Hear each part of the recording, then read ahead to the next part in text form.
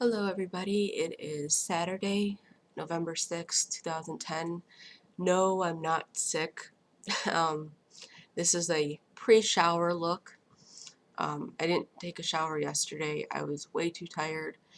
And I'm finding myself extremely tired today too. I thought after I had my gallbladder removed that it helped my body enough that maybe the reason why I was so tired before surgery was because had a sick gallbladder. But since I've gotten home from the trip, which was 1 week ago today, I have just been absolutely exhausted. And I know part of it is I can't get comfortable at night. I can't sleep. Like I can fall asleep, but I wake up every hour or two. I'm uncomfortable and I'm hot. Even with a fan on, I'm still sweating. And I think this is one of the things that I hope will be cured by losing weight with help of the surgery, because I'm just always tired. I woke up this morning and you know that stage right before you wake up that's kind of like you're not awake enough to open your eyes, but you're conscious enough that you can hear things going on around you. Even in that state, I realized that I had the worst migraine ever. It has subsided since I've been awake, which has only been time is it? I've only been awake for about 4 or 5 hours, but it has subsided a little since then, but I keep feeling like I have like a headache and then it'll pass again. But I need to get in the shower and I need to go grocery shopping. Thankfully, I got my food stamps awarded back to me because I lost, or not lost, but my unemployment ended, um, which means that all I have to live on is my disability payments, which I'm very, very thankful for. I do not take them for granted, but they pay my rent, my car payment, and that's it. So I'm glad that I'm able to go get some food, and I'm going to take my time at the grocery store. I'm going to kind of incorporate walking around as part of my exercise, and I'm going to try and take my time and find things that I'm probably not going to get anything like new, like anything that I wouldn't have eaten before, but I can make better choices, and I can read labels and focus on things. And I really want to get some protein shakes. I had some really good protein shakes. I can't remember what it wasn't Ensure, but I got them at Walmart, and I remember where they're located, so I can go right to them and buy them again. I just can't remember the brand name, but when I get them, I will let you guys know because they're really, really tasty. They don't have tons of protein. I think it's like 10 or 12 grams of protein, but for a little shake that's like this big, it's not that bad. Um, Besides being tired, my incisions are seriously bothering me, and they shouldn't. Like, I think it's more, I probably should just show you because it's not going to make any sense me just talking about it. So let me try to like not flash you. And if you're, I'm really not going to flash you.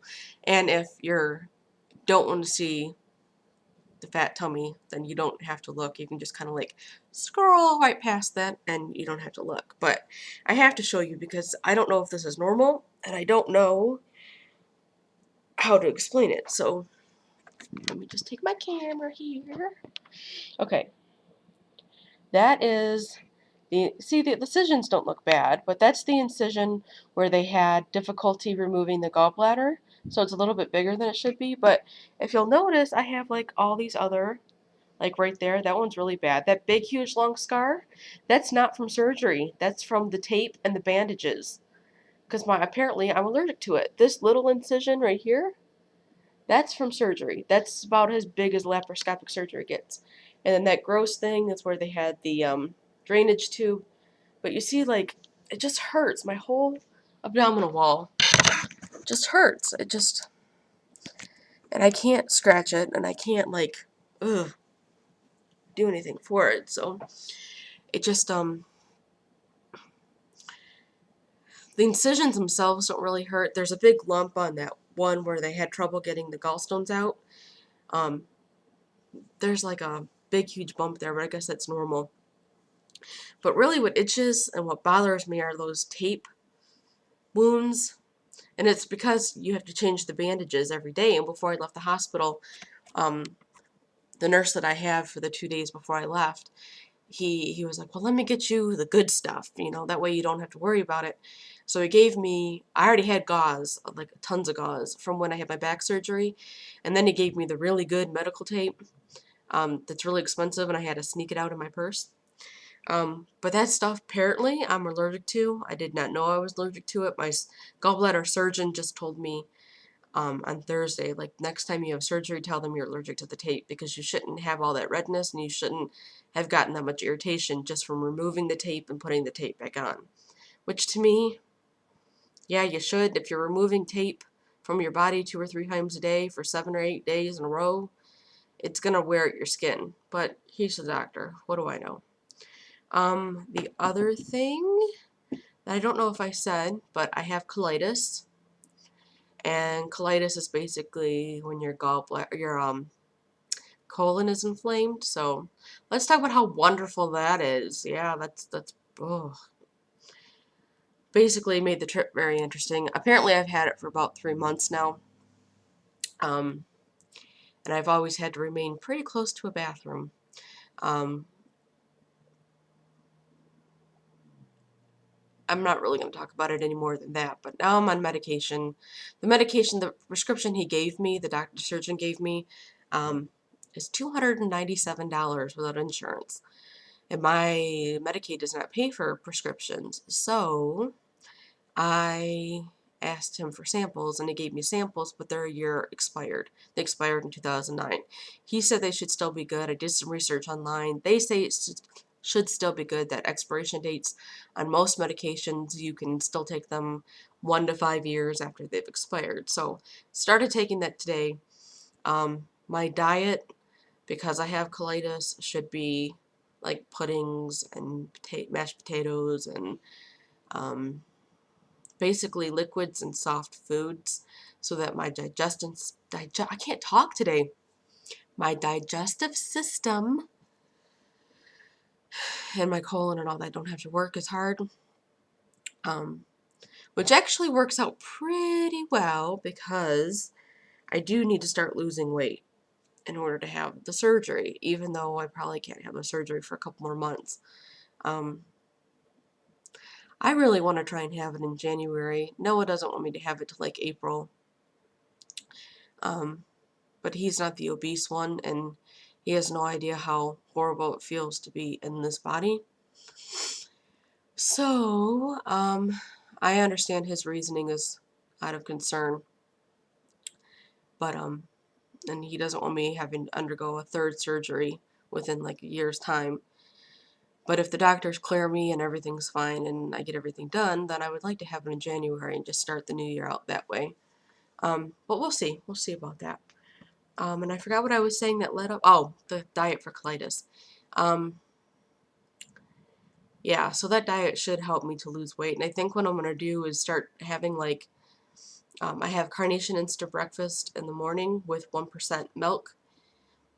I have that for breakfast. And then I'm going to try and have like a bigger lunch that's more filling. And then maybe have like a snack. And then for dinner, maybe have something a lot smaller, like just mashed potatoes or just soup or something a lot lighter, because I'm noticing on sparkpeople.com, which is again a website that I cannot recommend higher enough. It's like the best website ever. I've been noticing that I've been going way over my calories, way over my fat grams, way over my sodium. So I can get the protein in, and I can usually do calcium pretty well, and I can there's something else I usually get in, but I don't need to eat that much in a day. And I thought I was averaging about 2,500 calories a day, and it turns out I'm averaging about 3,400 a day. So that explains my weight. Let's see what else. Oh, the other thing that's bothering me, besides me binging like crazy, like I'm never going to be able to eat again, which I really Don't understand why I'm doing that, but I see my food therapist on the 12th. But the other thing that's bothering me concerns my food therapist, because for the surgery you have to have a psych evaluation, and I called to make my appointment and they don't accept my insurance and blah blah blah blah blah. So it's like $225 to see the psychologist to get the psych eval done. And so I called the program coordinator and told her I already had a food therapist, and I was careful to mention the word therapist, not psychologist. And she said, "Oh, that's fine. Let me email you the requirements for the report. She can do it. Your therapist can do it." So I sent it to my therapist, and she emailed me back saying that she was not comfortable doing it because she was not a psychologist. So then I emailed her back and said, "No, really?" It's like, "Okay, I've already got it cleared. You're fine. You can do it." And she still refuses to do it, which to me is a big pain in the ass. I mean, if you're not comfortable doing it, fine. That's fine. But you're a food therapist, and I can't believe this is the first time that somebody has asked you for a psych evaluation for bariatric surgery. I don't understand that. If you've been in this field for that long, why am I the first one to ask you this? And I've already gotten it cleared for you. I've even offered to give her the phone number to the program coordinator so she can see for herself that I'm not lying, that I did get it cleared. She'll want nothing to do with it. So I do have another counselor that I've been seeing for like 3 or 4 years, and I've asked her if she'll do it. And if she doesn't do it, I'll be a little bit more forgiving because she is a counselor. She doesn't specialize in food therapy like my food therapist does. But I'd be lying if I say it doesn't piss me off. Like, part of me understands if you're not comfortable, you're not comfortable, don't do it then. But the other part of me is like, just pissed off.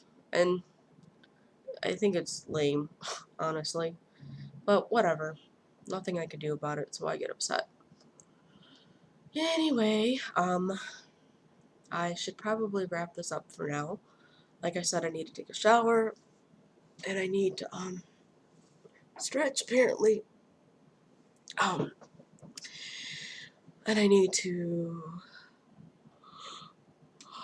buy some food. And this is just a quick aside. I really hope Noah moves in soon because it's so much better when he's here. I mean, I like living by myself. I've lived by myself for years, but I like it when he's here. I don't eat as much when he's here. Isn't that weird? Anyway, I will talk to you all later. I don't eat as much when he's here, but I do sneak food when I'm around him too long. Or I want to sneak food. Anyway, that's enough. Shut up, Jennifer. Shut up, shut up, shut up. I will talk to you guys all later. Thank you for tuning in. Bye.